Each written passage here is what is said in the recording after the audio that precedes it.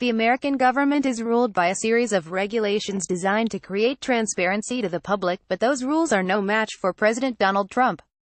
Politico reported Sunday that the White House has been tasked with taping papers back together after the president ripped them apart.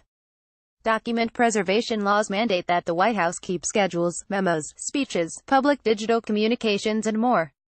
Since the transition, the National Archives staff have frequently reminded the White House to follow the Presidential Records Act, but Trump's staff has been haphazard in document preservation. That's where Solomon Lartey comes in. The records management analyst has spent hours tediously attempting to piece together pages ripped apart by the commander-in-chief. Spending his days piecing together the world's most important government transparency jigsaw puzzle, scores the staffer just a little over $65,000 annually. Sometimes his job is easy. Papers torn in half or quarters make for a simple day in the office. Others, however, would be torn into pieces so small they looked like confetti. While the Republican leader campaigned on the importance of transparency, his administration and cabinet appointees have taken a different approach. For President himself, old habits die hard. His process is an unofficial filing system, in which he rips papers to pieces when he's finished with them. Sometimes they make it into the trash, others they are strewn about in the Oval Office. Rather than trying to teach an old dog new tricks, the staff decided simply to clean up after him. "We got Scotch tape, the clear kind," Lartey told Politico in an interview.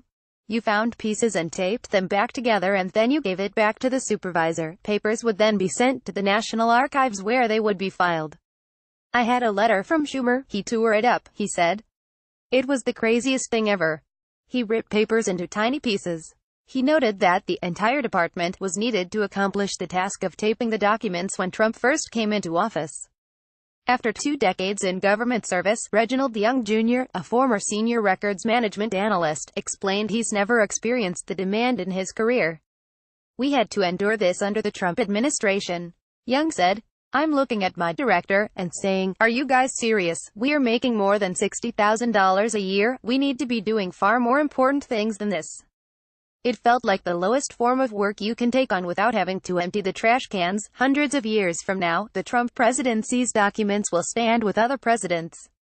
His will be wrinkled, torn, ripped or pieced back together and held with tape. Trump pledged to cut government spending and red tape. There was no word on Scotch tape, however. Read the full interview here.